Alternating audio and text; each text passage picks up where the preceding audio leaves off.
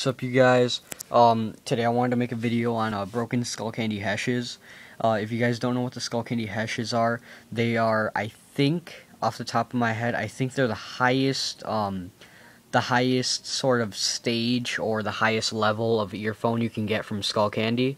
So the priciest one that they sell. I got these for $85. These are the Skullcandy Hash Shattered Blue. I didn't do an unboxing or a video on it because I don't exactly do that. But, this is sort of just to warn all you guys that Skullcandies do break. These Skullcandies have broken, I think, 8 times. And I didn't use the lifetime warranty because that lifetime warranty is a joke. It's warranty, but you gotta pay for half, so I think it's a joke. Let me just go quickly through it, what happened. This side broke right here. I'm not sure if you can see it, but let me just show you what just broke.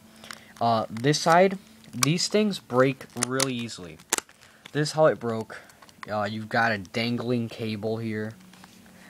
Just get that to the light here. It's broken right there. There's the cup, there's everything.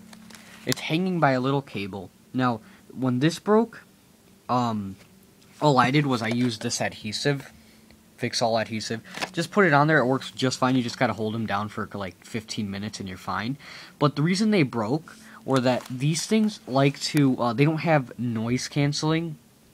So they just squeeze the cups up against your ears harder. So these things have pressure on them, and when you put them on your head, you can feel sort of some pressure pushing on them, and they don't get uncomfortable for a couple hours. Maybe after like 2-3 hours, you're gonna start to feel a little uncomfortable.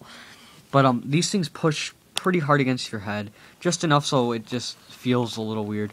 But right there, I just started to feel that it was gonna break because they use good enough plastic. But I just thought that, oh, it's gonna break somehow because of the pressure. So I just wore them around my neck a couple times. I've had these for about 5 months, just 5 measly months, and it just broke right there. It broke right there, and then the first time I started losing the that's almost broke. Then I started losing this channel, and I figured out why. Because this thing, the 3.5 jack, broke because there was a cable coming out like this little stub right here. It goes from a thick cable to a thin cable. Same thing with the jack. It goes from a thick cable to a thin cable. So I have to tie it in these weird knots just to hear it. And I had to put tape on it and stuff like that.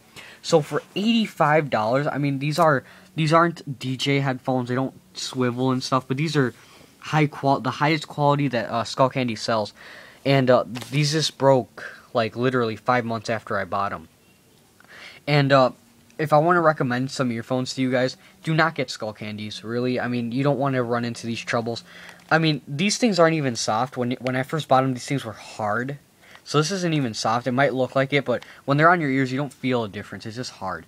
If I do want to recommend some earphones to you guys, just because of how long I had them, I'll probably do a video on them soon. I would recommend the HDJ 1000s or 2000s. Those are good earphones. They are for DJs. They do hit a 50mm driver. These are 50mm drivers, but these are cross-vex cone. What that means is that, see how it's like pretty big right here? That means that the magnet is bigger than the driver. And that can mean some good and bad things. It gives you better mids and better lows.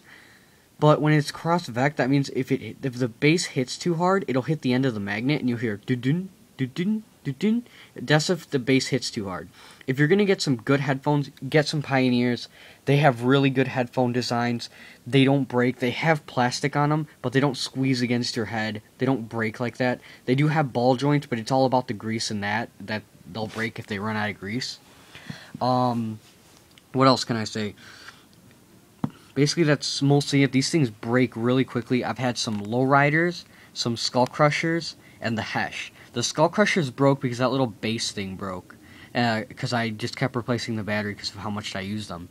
The lowriders broke because the hinge broke, like really quickly. The hinge just fell apart, and it looked like this. So if you're going to get some headphones, do not get Skullcandies. That's sort of the main point of this video, that these things break. They're good earphones to have. They're not the best in sound quality because they do kill the mids and the highs for bass because they just love bass, I guess. So these things break. Too much bass, I guess. As I said, go to Pioneer, get some Allen and Heath. If not, just go get some Sony headphones. These things are a waste of money. I would say the same with the Beats, but I've never owned any because I have heard their sound quality. They're not good. Versus Pioneer, I think nothing beats anything else. So Pioneer's the top of the game here. So if you want to get some good headphones, do not get Skullcandies. You're gonna end up with crap like this. And I want to prevent you guys from doing that. But other than that, thanks for watching. Comment on what you think about this video. Give me a like. It'll help me out. Give me a little thumbs up. And also subscribe to me if you want more of these videos. But other than that, thank you guys for watching. It means a lot.